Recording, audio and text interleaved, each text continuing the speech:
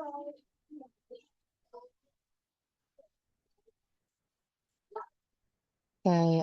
Assalamualaikum warahmatullahi wabarakatuh.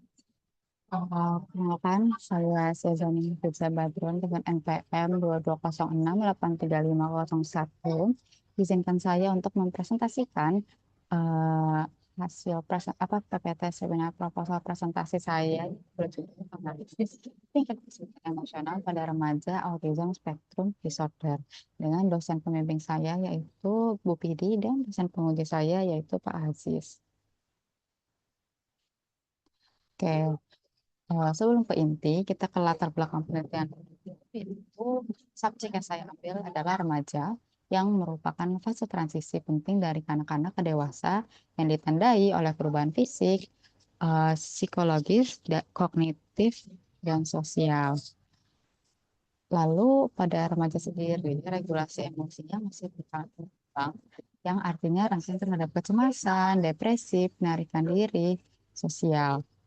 Lalu dari regulasi emosi itu ada muncullah kesulitan emosional yang berdampak pada kesehatan mental, hubungan sosial, dan partisipasi sehari-hari dari remaja.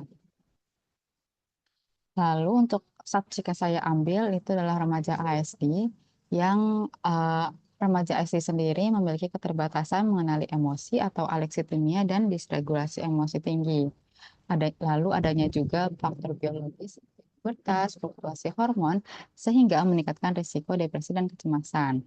Lalu adanya faktor lingkungan seperti tekanan akademik, media sosial, relasi sebaya, serta bullying di lingkungan.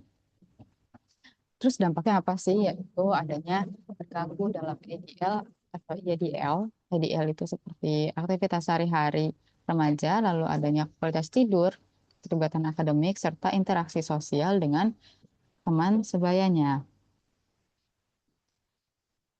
Lalu untuk rumusan masalah yang saya ambil yaitu bagaimana sih tingkat kesulitan emosional pada remaja dengan ASD ini diukur menggunakan subskala emotional symptoms dari Strengths and Difficulties Questionnaire atau SDQ. Hipotesisnya remaja ASD menunjukkan tingkat kesulitan emosional lebih tinggi dibandingkan remaja neurotipikal dan skor SDQ mayoritas berada pada kategori borderline hingga abnormal. Lalu tujuan dari penelitian saya yang dulu yaitu menganalisis tingkat kesulitan emosional pada remaja ASD menggunakan SDQ dan yang untuk khususnya yaitu mengidentifikasi variasi skor kesulitan emosional dan menelaah faktor biologis, lingkungan, dan sosial yang mempengaruhi kesulitan emosional. Lalu apa sih manfaat penelitian yang akan saya lakukan itu? Yang pertama itu adalah memperdalam pemahaman aplikasi SDQ dan mendukungnya publikasi. Yang kedua, menyumbang data lokal untuk screening dan intervensi berbasis bukti. Dan yang ketiga, kesadaran mengurangi stigma serta mendukung intervensi dini pada remaja ASD.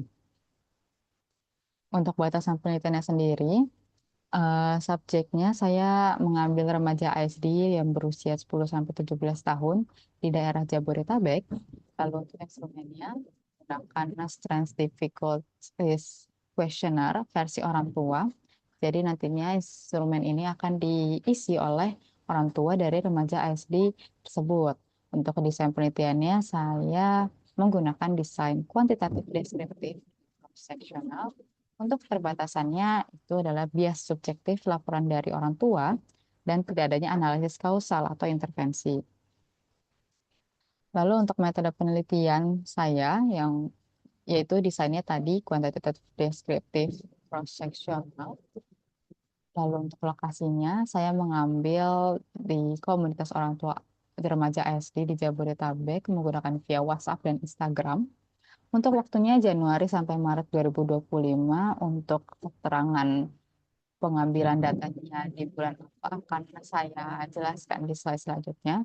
Lalu untuk sampel penelitiannya, populasinya yaitu remaja ASD di Jabodetabek dengan kriteria inklusi yaitu usia 10 sampai 17 tahun dan didiagnosis resmi ASD yaitu dengan diagnosa dokter atau psikolog. Lalu orang tua bersedia mengisi SDQ. Untuk kriteria eksklusinya yaitu itu adanya diagnosis lain selain ASD dan usianya lebih dari 17 tahun. Seperti 17 tahun lebih berapa bulan.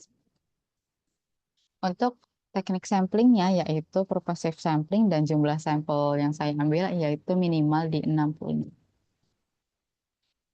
Nah, untuk instrumen penelitiannya, saya menggunakan instrumen Strength and Difficulty Questionnaire atau disingkat SDQ yang dikembangkan oleh Robert Goodman di tahun 1997 dengan isi kuesionernya itu 25 item, 5 subskala.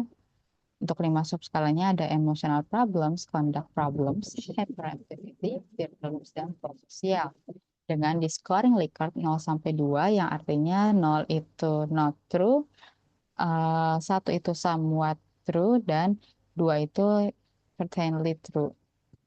Untuk kategori hasil, itu ada di close to average, slightly raised, high, and very high. Untuk validitas dari SDQ sendiri sudah ada di Indonesia yang oleh Wimbarti tahun 2019 dengan Cronbach's alfanya di 0,73 serta sensitivitasnya di 67,6 sampai 77,3%. Nah, ini untuk jadwal penelitiannya. Tadi di bulan Oktober sampai Desember 2025 ini adanya penyusunan dan seminar proposal. Lalu di Januari Februari tahun 2026 adanya bulan data serta di Maret sampai Mei 2026 analisis dan laporan akhir.